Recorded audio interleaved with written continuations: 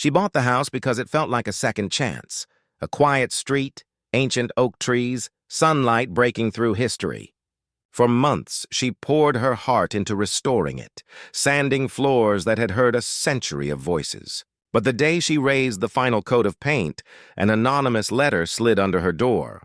It didn't welcome her. It warned her. The neighbors, who smiled in daylight, had another plan when night fell. What did she uncover when she refused to be pushed out? When the past she tried to preserve turned against her? For months, Maya believed her new home marked a fresh beginning. After years of saving as a single teacher, she'd finally bought something that felt permanent. A 70-year-old mansion tucked in a quiet suburb, its cracked columns and faded shutters whispering potential. She spent her weekends repainting, planting, and learning which floorboards creaked the loudest. The neighbors waved politely at first, their smiles stiff but civil. In her mind, she was reviving history, restoring beauty where others saw decay. But underneath those tidy lawns and trimmed hedges, something pulsed. Whispers at the HOA meetings, flyers suddenly missing from the community board. New rules for everyone's safety. Maya didn't know it yet, but her dream home, her symbol of arrival, had placed her in the center of a battle she never asked for. At first, it was small things.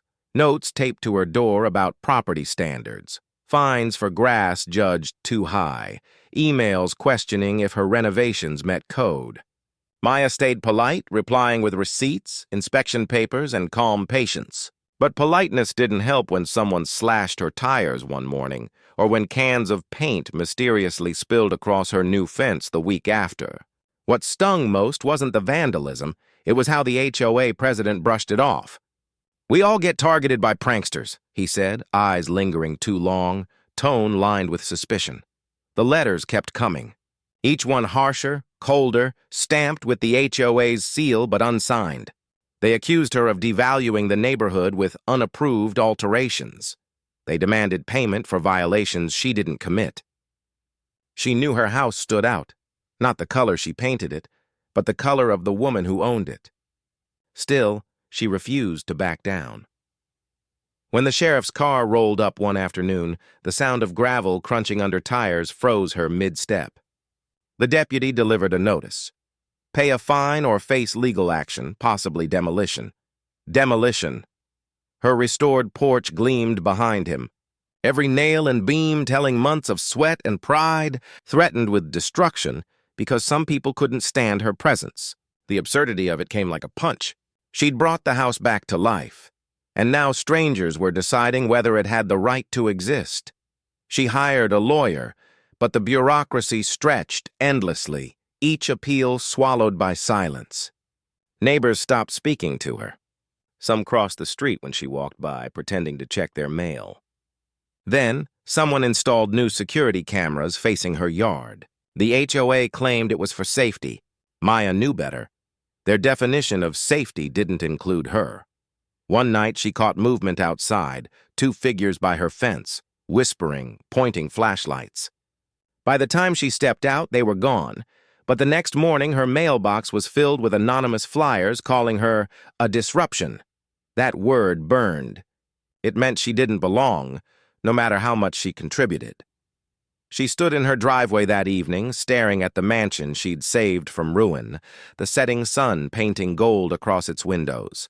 She'd thought restoration was about wood and paint. Now she understood. It was about standing her ground. When others tried to strip her dignity brick by brick.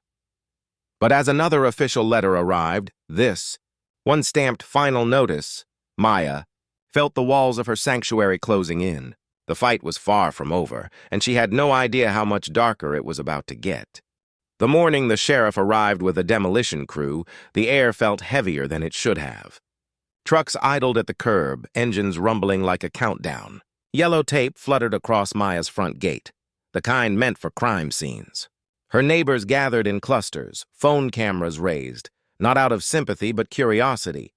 She stepped onto her porch, her palms trembling, yet her spine straight. Everything she had restored, the floors she'd sanded, the shutters she'd painted, was about to be reduced to rubble. because people like her were never meant to own something like this here.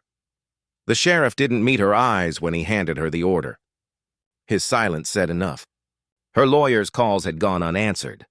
The HOA's signatures were stamped and sealed. It was happening. This wasn't just property law, it was punishment wrapped in paperwork.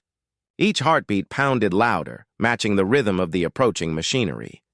She begged for time, for reason, for someone to see what was really happening. But in the glint of those official badges, she recognized something ancient. The same unseen authority that had stripped people of homes, rights, and dignity generation after generation. Her voice cracked, but she stood firm in the doorway as men in hard hats advanced with sledgehammers. Then came the moment that changed everything. She held up her phone, streaming live. Her voice, trembling yet fierce, carried through the camera. "This is what they do when you don't fit their image of belonging." For the first time, the crew hesitated. One man lowered his hammer. The sheriff looked away. It was just a moment. Seconds of silence stretched thin, teetering between ruin and revelation. But in that breath of hesitation, Maya realized something else. They hadn't just tried to erase her house. They'd tried to erase her. The first hammer swung, wood splintered, and the screen shook. Yet behind the dust and chaos, one truth refused to fall. She would not disappear quietly. When the dust settled, the house stood half-gutted, its skeleton exposed to sunlight that didn't feel warm anymore. The video of the demolition spread within hours. Strangers who had never heard Maya's name suddenly knew her face. Tired, tear-streaked, defiant. News outlets called, lawyers stepped in pro bono, even former neighbors began to whisper that maybe the HOA had gone too far. Amid the wreckage, she saw the truth shimmer through the pain. She had lost her home, but she'd built something stronger. Attention, outrage, awareness. Weeks later, she returned to the site. The oak trees still shaded the scarred ground. Children paused on their bikes to glance at her, as if uncertain whether to speak. She smiled faintly, placed her hand on one of the broken pillars, and promised herself the story wouldn't die here.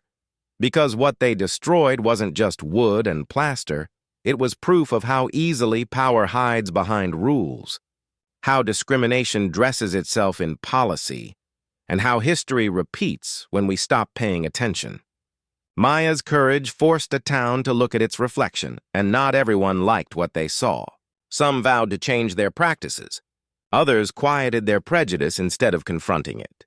But silence, she realized, is just the first layer of every wall that divides us. So she kept telling her story, online, at community meetings, to anyone who'd listen.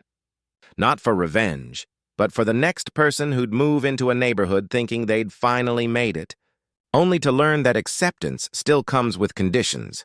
The mansion may be gone, but its echo remains, a reminder that progress isn't always loud or quick, yet it begins when one voice refuses to be erased. And maybe the real question is this: how many foundations must crumble before we rebuild something that truly belongs to everyone?